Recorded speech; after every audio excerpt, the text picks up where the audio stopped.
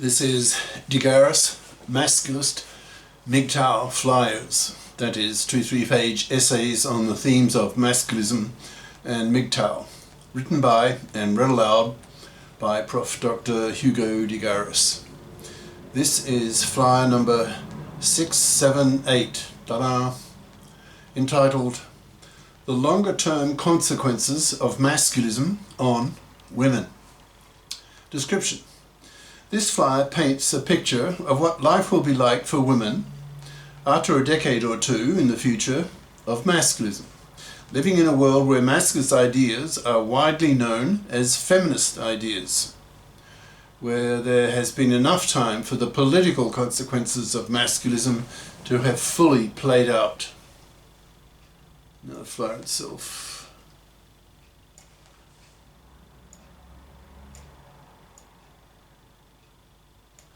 The Longer Term Consequences of Masculism on Women by Prof. Dr. Hugo de Garis. Email profhugodegaris@yahoo.com. Website profhugodegaris.wordpress.com. This flyer asks what the longer term, in brackets, that is 1 or 2 decades into the future, consequences of masculism are of masculism on women. It's likely over the next few years that masculist ideas will become as well known to the planet as feminist ideas, so that millions of men will be putting powerful masculist pressure on women to behave in the ways that masculists want women to behave, or suffer greatly as masculisted men punish women, for example, for not fipping up and expecting to manslave a man for decades of his life. This flyer gives quite a list of things that will be different compared to now, in terms of how women's lives will be changed due to masculist pressure on women a decade or two from now. So in terms of gender political knowledge, both feminist and masculist, how will things stand, say, a decade from now? Judging by the rapid growth of MGTOW and masculist ideas over the past few years, a decade or more from now, it seems plausible that there will be many millions of young men who have been influenced by masculist ideas, who in turn will then exert a tremendous moral pressure on young women to stop manslaving and divorce raping men, or be so severely punished by men, masculisted men, that such women will be effectively exterminated by being totally deprived of male company. When masculist ideas are as commonly known as feminist ideas, then we can expect that public expressions of misandry coming from monoconscious feminists will have become a thing of the past. Since if a monoconscious feminist is stupid enough to make misandrist remarks in public, then it's highly likely in her audience will be several masculists who will not tolerate her monoconscious misandrist remarks and will bite her fucking head off with really vicious, hateful, masculist comments, telling her with real verbal aggression and masculist hatred, quote, "Learn some masculism, you misandrist, monoconscious, feminazi cunt. Learn that gender oppression is very much a two-way street, and that in reality women oppress men worse. Your monoconsciousness sounds terribly hypocritical to biconscious masculists, since masculists see that women's oppression of men is horrible. In last decades, especially with the big 3 ways that women oppress men, namely women's manslavery, women's divorce rape, and women's false fathering, which are horrible, decades-lasting gender crimes against men. So if you don't want to be utterly rejected, viciously, hatefully, by nearly every man, that is masculisted man, whom you come across, then you had better get off your fat parasitic ass and become biconscious, or you'll spend the rest of your shitty, miserable life rotting on the shelf as the man in your life, if you have one, dumps you for your monoconsciousness after he learns masculism and becomes biconscious. Biconscious masculists have no patience nor tolerance for the monoconscious misandry and bigotry of feminists and bite their fucking heads off with strongly vicious and hateful masculist rhetoric, haranguing monoconscious feminists out of the room. Thus, it's likely that one of the first casualties of the gender war between biconscious masculists and monoconscious feminists is that monoconscious feminism will die out due to such feminists becoming afraid of being viciously, verbally attacked by biconscious masculists in her audience. As masculist ideas spread across the planet, there will be millions of female masculists for the same kind of reasons why there are today millions of male feminists, that is, by sheer exposure to masculist ideas. Millions of open-minded women will be influenced by them, that is, by the force of these masculist arguments, see the sense of them, and agree with the masculists, that indeed gender oppression is a two-way street, and that monoconscious feminism is a deeply misandrist, gynocentric ideology that needs to be made biconscious. Masculists are also telling young women that the main reason why young men are refusing to give them their sperm is that the monoconscious feminists took over the divorce courts in the 70s, bringing with them their unconscious, unquestioned expectations of men, that is, seeing men in men's traditional role of being man-slaves to women, working for women, for decades of men's lives. So when a divorce comes, the man continues to pay for the divorcing wife and mother.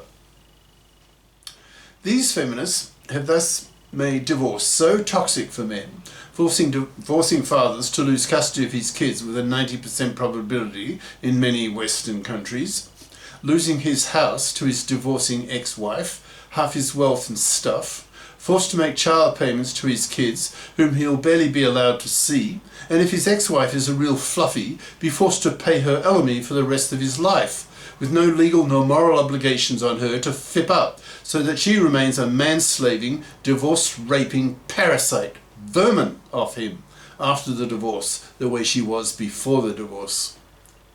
Masculist hatred of the monoconscious feminist divorce court lawyers and judges who control the divorce courts is so strong that masculists are at war against fluffies and fluffy feminists. These divorce court lawyers and judges are seen by masculists as hypocrites and genociders.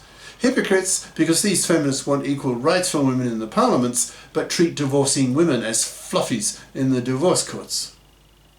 They are seen as genociders since they have made divorce so toxic for men that they have made marriage and paternity toxic for men. So in today's world, according to a Pew PEW Research Center poll, 2/3 of young men between 18 and 30 in the US refuse to even date women, claiming that young women are undateable due to being poisoned by monoconscious feminist ideas. This contempt for monoconscious feminism by young US men has caused 2/3 of young men to refuse to give young women their sperm, so that millions of young women are now panicking, finally waking up to the bitter reality that they truly are not going to get a man and not have a baby, causing mass depression amongst young women. There are now hundreds of TikToks of young women in tears in their 20s and 30s as they realize that they are destined to rot on the shelf since they have hit the wall, that is, lost their sexual attractiveness due to age, and are finding it increasingly difficult to attract the attention of men. Masculists are telling young women that it is the monoconscious feminists who control the divorce courts who are the root cause of their babylessness, since via a chain of reasoning, it is these monoconscious feminist divorce court lawyers and judges who have made divorce so toxic for men that they have made marriage and paternity toxic for men. So today, millions of young men refuse to give women their sperm, since these young men absolutely refuse to face a 1 chance in 4 of being butchered in a hated, fluffy feminist-dominated divorce court system. With now both sexes hating monoconscious feminists, it's only a question of time before nearly all monoconscious feminists will have converted themselves into biconscious feminists, or they will be spat at from all sides by both men and by women. Very few monoconscious feminists will be able to withstand such powerful moral pressure to become biconscious, so most women a decade or 2 from now will be biconscious. The core idea of masculism is that it is a rebellion by men against being man-slaves to women, working for women for decades of their lives. Masculists put powerful moral pressure on women to fip up or to rot on the shelf, dying slow, miserable deaths manless, loveless, sexless, babyless, and spat at. Young women will be very aware of these masculinist ideas a decade from now, so we can expect a flood of young women into STEM, S-T-E-M, science, tech, engineering and math, in the high schools, and into STEM and the professions at university. Young women will be very conscious that if they don't make the effort to FIP up and pull their financial weight by being a FIP as an adult, then men, masculistic men, will spit at them, viciously rejecting them as man-slaving, divorce-raping vermin, seen as misandrist, male-dumping, feminazi cunts, and utterly rejected both socially and sexually. When there are millions of female masculists and biconscious masculists, masculinist ideas will be as commonplace in the mainstream media as feminist ideas, so that political pressure will build up to transition away from masculinist consciousness raising to masculinist gender political action.